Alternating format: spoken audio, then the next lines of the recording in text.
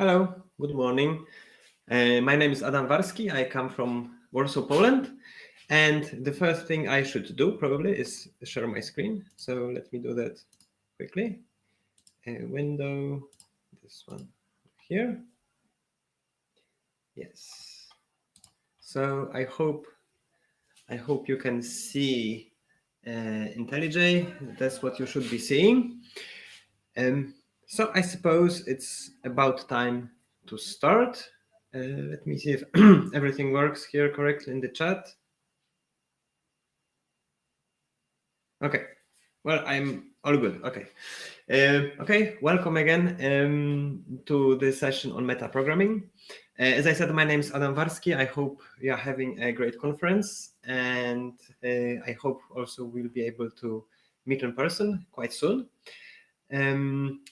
So to start, we probably, when we do our daily programming tasks, we work with values and manipulate values all the time, right? So maybe it's reading data from the database, doing something in a transaction and committing it. Maybe it's serializing a list of users from JSON, sending it to another web service, and so on. But whatever you do in your program, you usually work with values. So here we will be doing essentially the same. We will still be working with values and we will be manipulating those values. But the data that is represented by these values is going to be slightly different. So it's not going to be users or products or anything like that. It's going to be code, the programs themselves that we are writing. That's how we arrive at the concept of metaprogramming. So in metaprogramming, we are dealing with programs which create programs, which create other programs, right? So it's the programs that become data. And if you think about it, for example, a compiler is an example of metaprogramming, right? Because a compiler takes the program text and transforms it somehow into assembly, into JVM bytecode or other forms. Same with an assembler, interpreter, linker, and so on. So when we're talking about metaprogramming, we can have programs that are able to introspect themselves, so they're able to look at their structure and report on that structure somehow and use that information in their execution. Or we can talk about reflection, and that is the more advanced part, when the program modifies itself. So in this session, we will focus on programming the compiler itself. So we will try to extend what the compiler is doing by some custom code. And for that purpose, we will be using specifically the Scala language.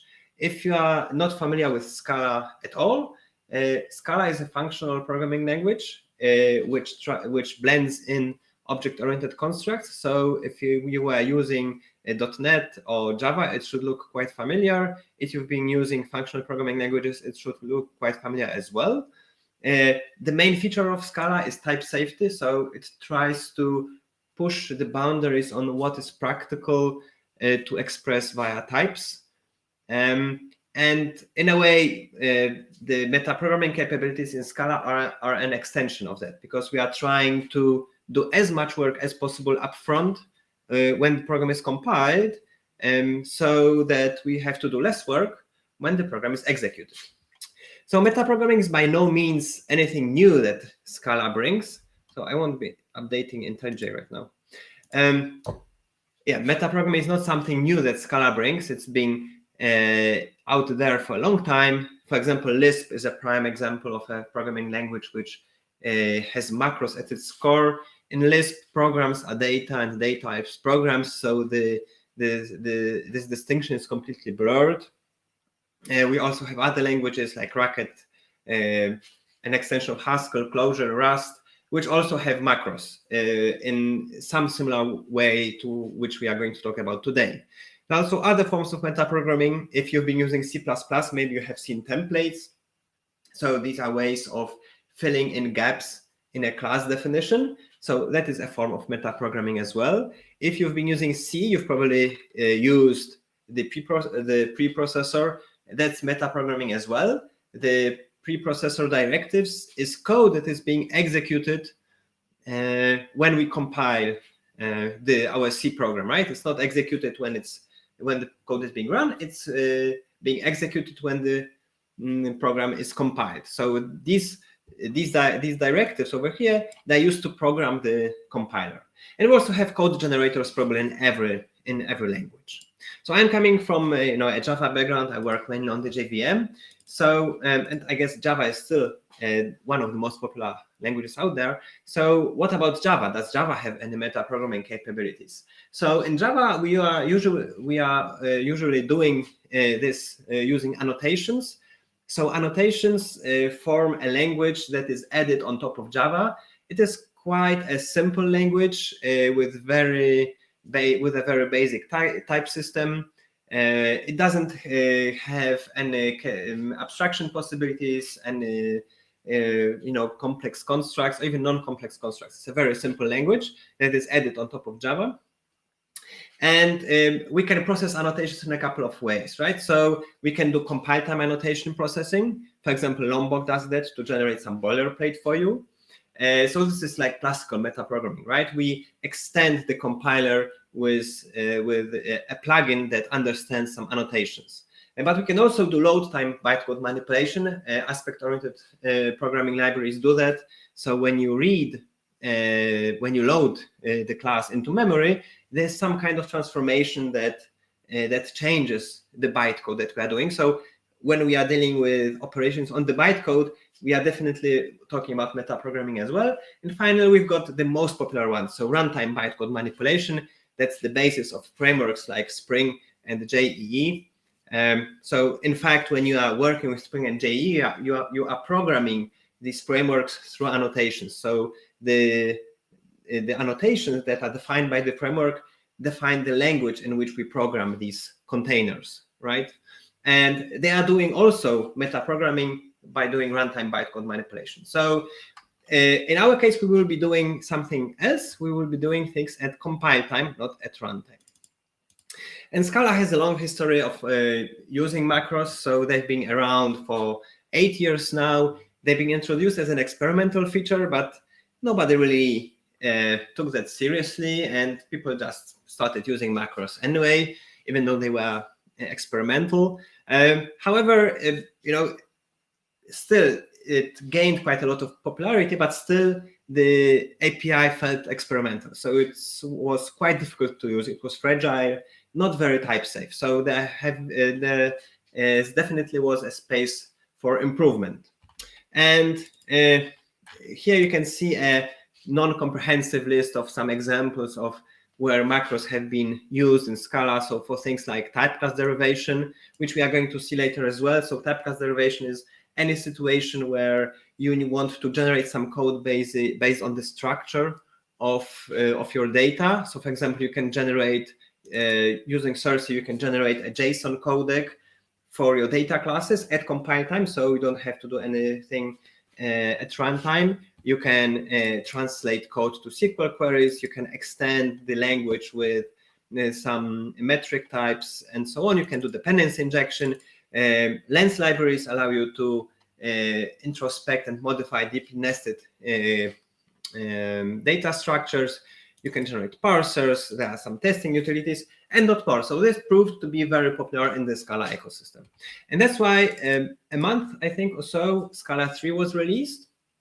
And one of the main features of Scala 3 is a major redesign of metaprogramming capabilities.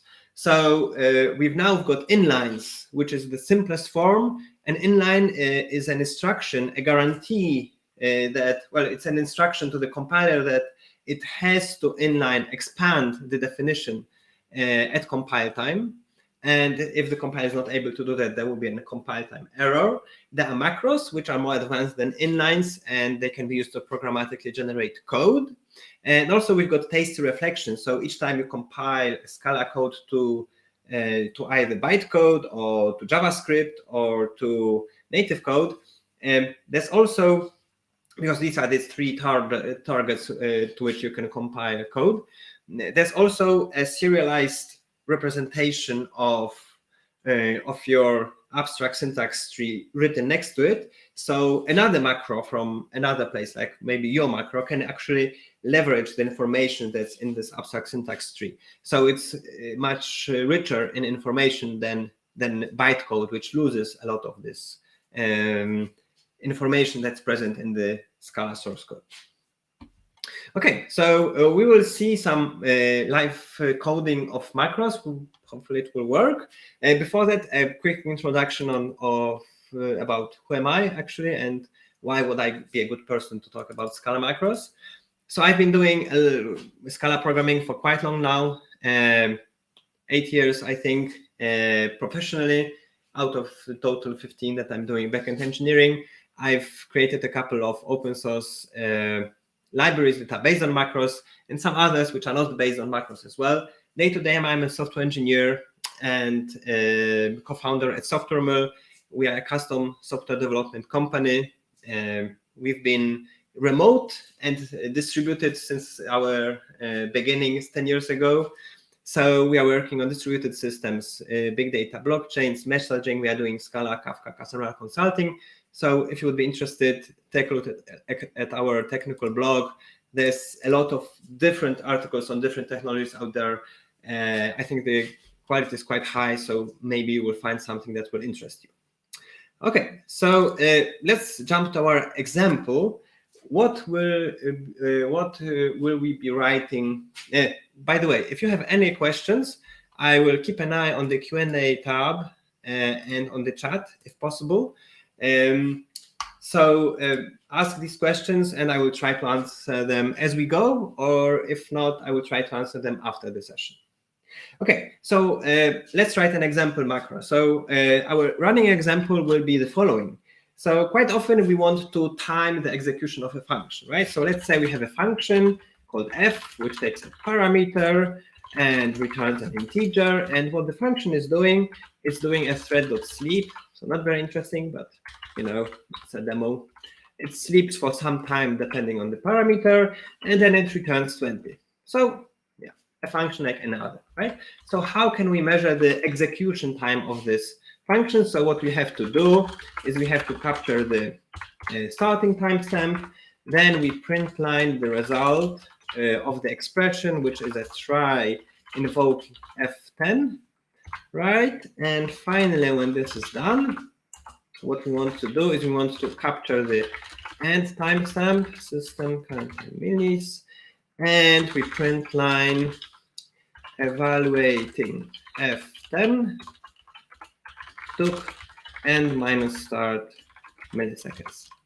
So you might wonder, what are these curly braces and what is this block of code? So in Scala, everything is an expression. Everything you write is an expression. So the try finally construct is an expression as well, and it returns the result of invoking this expression over here, right? So this expression in its entirety will have the result 20, and we are passing it to the print line function to print it to the console. So the curly braces is just used for expressions which span a couple of lines instead of the usual braces. Okay, so just so that the syntax isn't a barrier in understanding what's happening.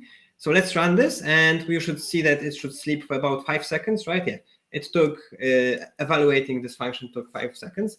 Great. So writing such a function in a generic way, right? We don't want to write this boilerplate code each time we want to time the function. It would be quite easy to do using a normal timer function. However, what we want to do here is we want to include the code itself, the textual representation of the code that we are timing the execution of in our message, right? So I want to have, the goal here is to have a timed f10 invocation, right? Or maybe f4. And I want the log message, the print line, to include the textual representation of whatever code I pass in here. And that is not possible to write this using a normal function. We need a macro. We need to access the representation of the code in a textual form. Okay, so how can we do that? So as I mentioned, we will write a function timed, which will be generic in the expression that it takes in as a parameter. So it takes in some expression that for which we want to time the execution, and it will return a value of type t as well, right? So in our example, t will be an integer, and yeah, we don't know what the implementation is yet. So that's the rough shape of the function that we want to define. It's not going to be an ordinary function. We want it to be run at compile time. So we will instruct the compiler, this should be evaluated at compile time using inline. So this guarantees that the compiler will evaluate this at compile time, right? Okay, so that is the user interface. Now let's write the macro itself. So in the macro itself, what we need to do is we need to work not with values, right? Because here, you know, when you have a normal function invocation, what you get is a value of type t. So we don't want that, and we can't do that because at compile time we don't have the value of the expression that the user is passing in. We only have the code that represents the expression, and then these are two very different things, right? The code, when evaluated, will produce a value of the type, but we need to work with abstract syntax trees. We want to work with the code representation. So we will write a private implementation of time over here. It will be generic in type t as well. And as a parameter, it won't take an expression of type t. It will take an expr of t. So expr of t is this type over here. This comes from the Scala standard library, and it represents an expression, a block of code, which is typed with type t, right? So this block of code, when evaluated at runtime, will produce a value of type t. Well, also an expression or loop indefinitely. We don't know that statically. And we'll return an expression of type t as well. Okay, so we are not yet done. In the same way as we lift expressions, values into code blocks, right? So this over here is a compile time representation of a code block, which we can inspect and which we will manipulate later. So the same happens to type parameters. We have to say here that this is a type. So this will represent whatever code the user uses to actually specify the type parameter. And we also need to have access to the compilation context so that we can actually modify things. And this is done using quotes. So this using clause here is a signal to the compiler that this value should be provided implicitly by the compiler. So it's not something that we know how to create. This should be provided by the compiler. So these are the quotes. I still don't want to format this. I don't know why this pops up. Okay, so this is the shape of the function that we have to implement. So let's connect these two, right? So what we need to do in our user-facing timed function, we need to invoke the timed impl function. And we need to pass in the expression, but we cannot just pass in the expression, you know, the types don't match, right? The compiler wouldn't allow this. But what we need to do is we don't want to pass in the value of the expression, we need to pass in the code that represents this expression. And that's where quoting comes in. Quoting is done using a quote, like here, and this will only work at compile time. And it's a signal to the compiler that it should take whatever code is behind this expression and convert it, pass it as an expr, as an abstract syntax tree, so that we can inspect it. One more thing that we need to do here is we need to inline this parameter as well. So whatever the users, so when the user invokes our timed function with some block of code, we need to take that block of code unchanged and we need to inline it over here, right? So it's like copy paste. The user invokes timed with the f10 parameter. We want to have the f10 parameter pasted in here and then quoted so that it's represented as a value. Okay, so we are almost done. So this, again, the types don't match. The type of this is an expr, and here we need a t. So we need an inverse operation, right? We need to splice an abstract syntax tree into the resulting bytecode in the end. So that's done using the dollar operator. So the quotes and splices are an inverse operation. So this lifts code to the world of values, right? So this converts code to the world of values, and this one converts a value representing code into code itself. Okay, so let's implement this function now. So what we will do is we will create a quote again. We will quote, so we need to convert some code into a value because we are representing a value representing code here. So what we will do is we'll capture the start timestamp, just as before, right? This is code which will be converted to a value later by the quoting. And now what we need to do is we need to try to evaluate the expression, right? So we need to do try exp. Well, you can see that there's an error. The types don't match again. So here we have an exp of t, and we expected a t. So what we need to do is we need to splice into the code that we are writing here. We need to splice in this expression, right? And again, these are inverse operations. So all the types match in the end, and the compiler actually checks that the balance of quotes and splices is even, is 0 in the end. Okay, so finally, what we need to do is we need to capture the end timestamp. Then we need to somehow represent the expression as string. Let's worry about that in a second. And in the end, we need to print line, evaluating exp as string took and minus start. So don't be confused by the $sign over here. It's a different sign. It's a different $sign than over here. So this one, in the context of a string, is used to do string interpolation, right? So it's used to embed a value inside a string. This one over here is used to embed code and code represented as value into code. So there's some parallel into how this works. They are both used to embed a value into something else, right? So here we are embedding into a string. Here we are embedding into code, but they are different things. And the compiler again checks that everything's correct. Okay, so we are almost done. So how can we create a string representation of our code? Well, what we can do, we can take the exp, we can call the show method. So the show method renders the code that's behind this expression over here as a string. But again, you know, these worlds, we can't mix those two worlds. So this exp value is only available at compile time, and this code over here, it will end up being run at runtime. So at runtime, we don't have access to exp, right?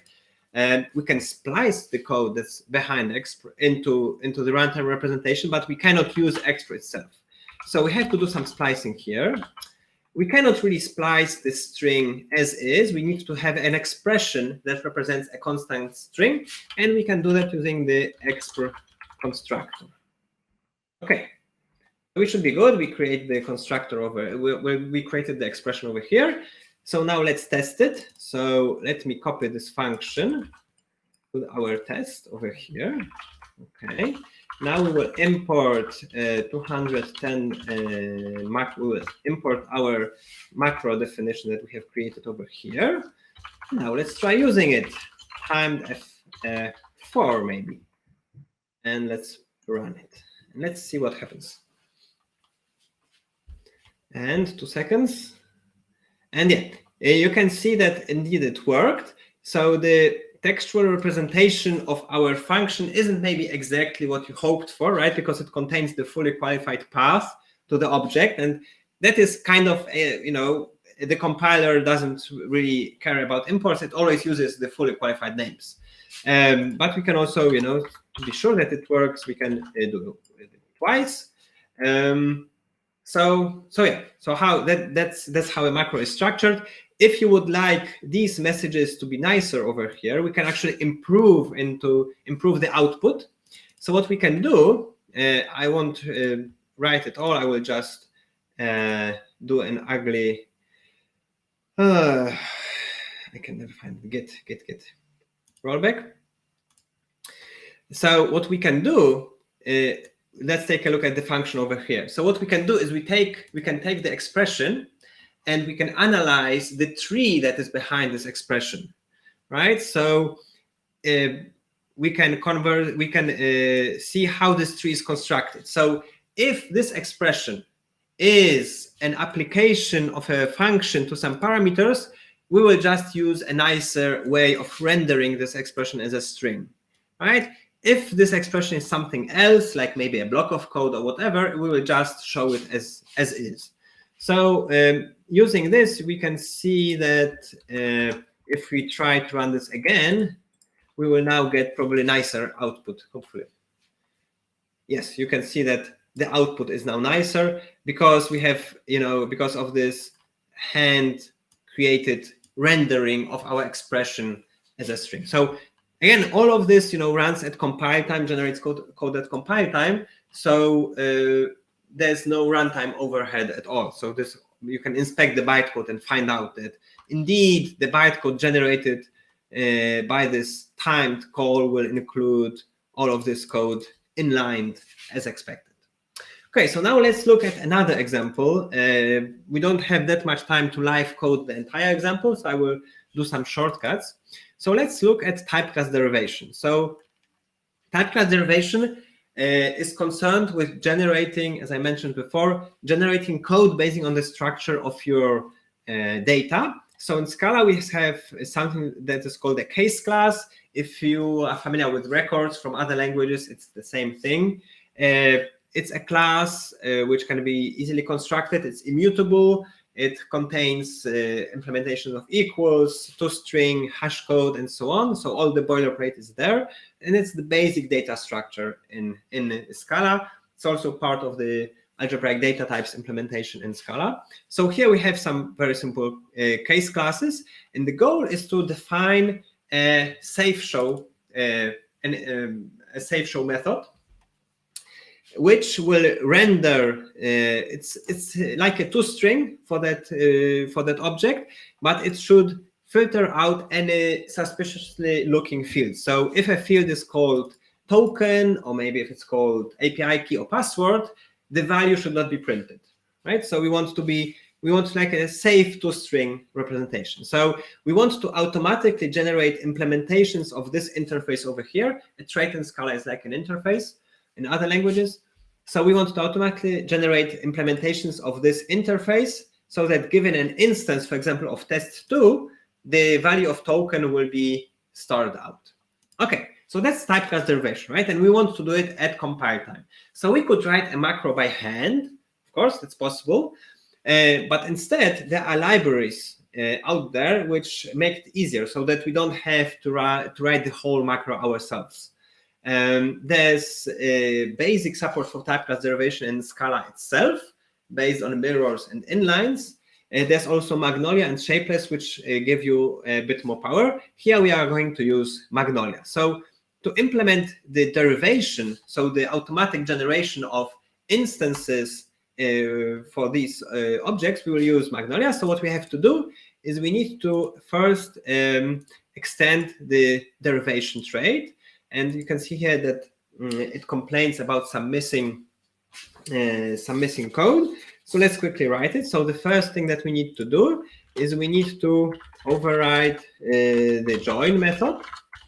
And it will take a case class parameter, type class key, and it will generate a SafeShow instance. So what it does, so this method will be called at runtime. So because we are creating we'll be creating these SafeShow instances at runtime, right? This is a runtime artifact. We want it to be created once at runtime, once it is first used, but the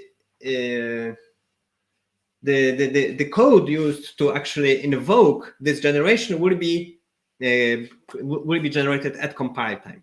So Magnolia will construct at compile time a case class. So this is coming from Magnolia. This is a representation, a data representation of our case class over here. So it contains information about the class name, the parameter types, the parameter names, and so on. So how can we implement a SafeShow instance given the metadata for our case class?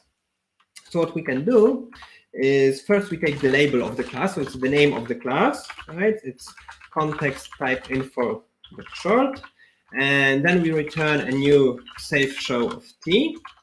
And we need to implement the show method because it's string.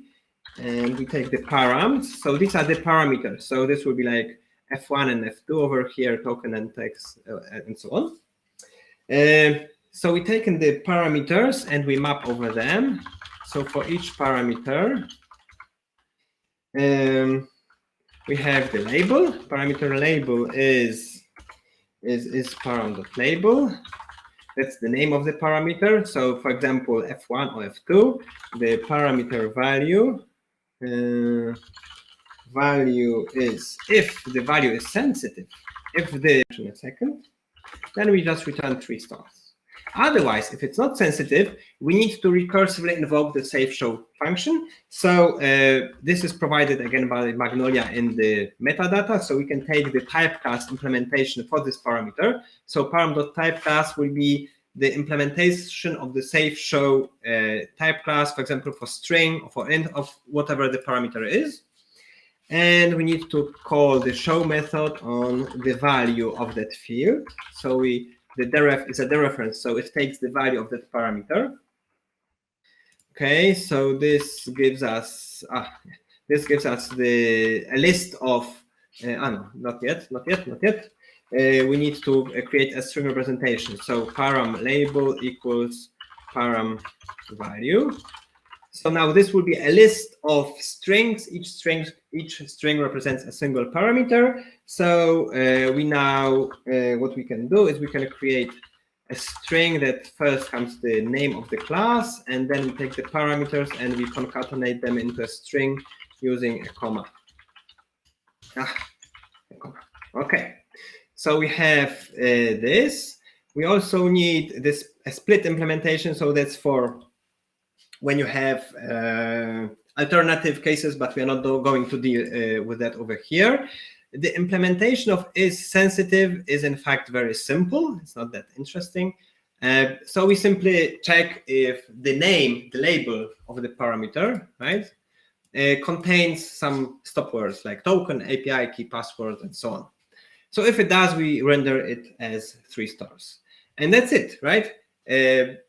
Again, this will run at runtime, right? Because this needs to create a value representing this SafeShow instance, and this can only be done at runtime. However, the invocation of the appropriate methods, so join, split, using the appropriate parameters, case class, and so on. So the code needed to invoke these methods will be generated at compile time for us. This is done by a macro which is defined in the Magnolia library. Okay, we are almost done. We still need to have the default cases, right? So here we have defined how to implement SafeShow for case classes. We still need to have implementations of SafeShow for things like integers, strings, so like the primitive types. And this is done over here.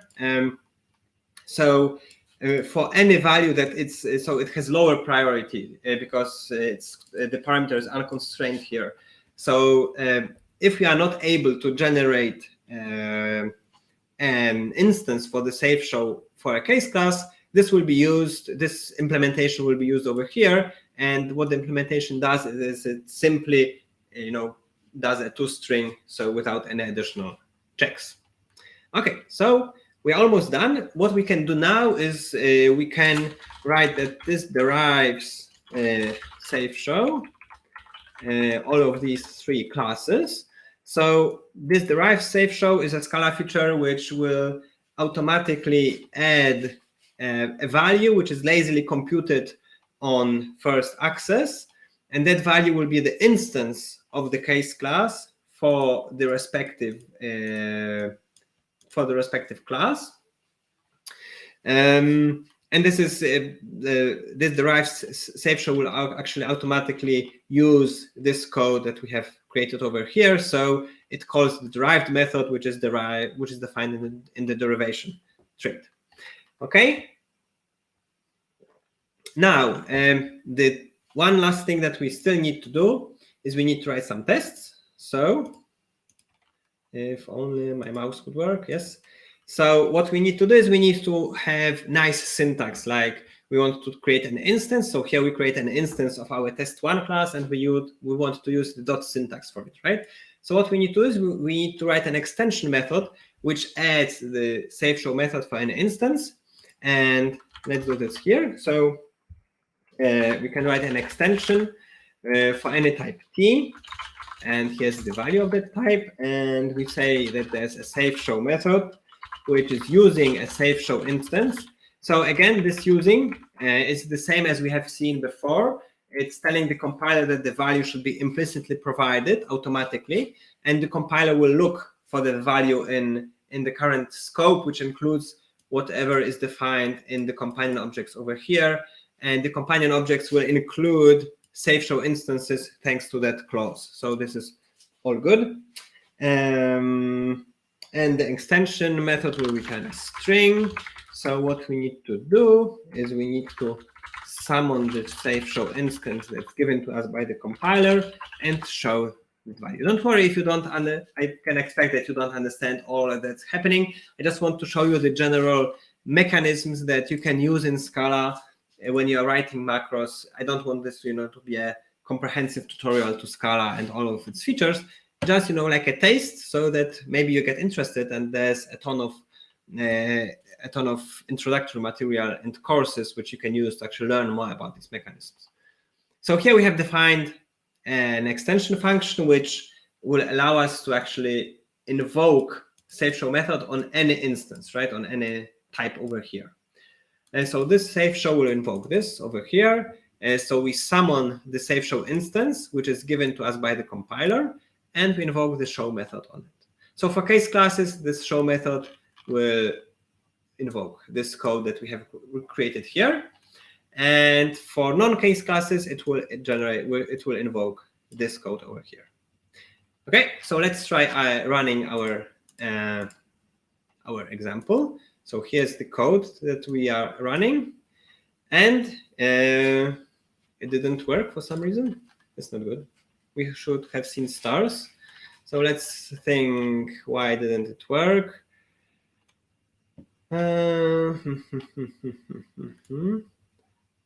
Everything is the same as it should be. And this is the same. This is val params, okay. If it's sensitive, param.label, right? So we need to check if the name of the field is sensitive, not if the name of the class is sensitive. So hopefully it will work now. Yes, it did. So maybe it also convinced you that I'm not cheating and running some other code. So we can see that if the name of the field is suspicious in any way, we use 3 stars. Otherwise, we use the actual value. Okay, so that's what I wanted to show. Just a high-level overview of how metaprogramming in Scala actually feels like and what you can do with it. So to sum up, what we've seen is an example of how you can do metaprogramming in a high-level language. So the metaprogramming approach in Scala is fully type safe. So the compiler guides you as you write the macros. You can inspect. So the whole abstract syntax tree is typed as well. You can inspect existing code. You can see how it's being represented as an abstract syntax tree. You can write your own abstract syntax trees, but most often you just work using quotes and splices. This is all checked by the compiler. So if there's any problems with the level of quoting code, the compiler will let you know. So there's no chances of generating invalid code. There are sometimes bugs in the Scala compiler still because it's very early, in the life cycle. But bugs happen. So we can, in this metaprogramming that we've seen, it's also what is important is that the macros that we write and the inlines, they are written in the same language as we write the usual code, right? So in C, for example, we have a separate language for the preprocessor, for the directives, and a separate language for writing actual C code. In Java, we have the separate language of annotations for metaprogramming, and we have another language in which we actually code. Here, the language is the same. We write macros in Scala, and the code that we generate is Scala as well. So that said, we can often do without macros. We can use inline definitions. Match types is something that we haven't covered. It's for evaluating types and creating new types and making type computations at compile time. We can typecast derivation, as we have seen. The macro API is now no longer experimental. It's stable and is going to be supported going forward. The typed AST trees, so tasty trees, which are bundled with the compile code, ensure that Scala will be now backward compatible. So no more. This was a huge problem in Scala 2.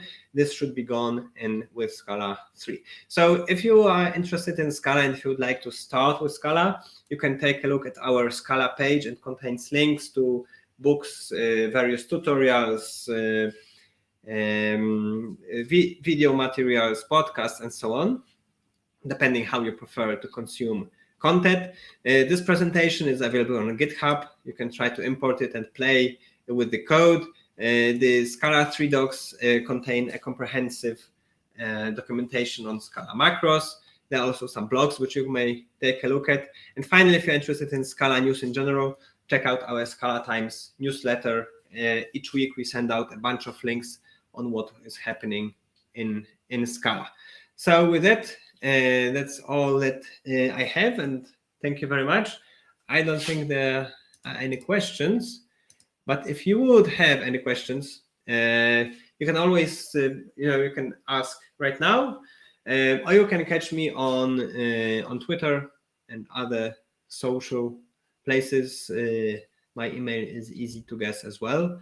So yeah, feel free. My DMs on Twitter are open. So yeah, thank you very much. I hope you have a good rest of conference and a good day, week, and weekend. So yeah, thank you very much.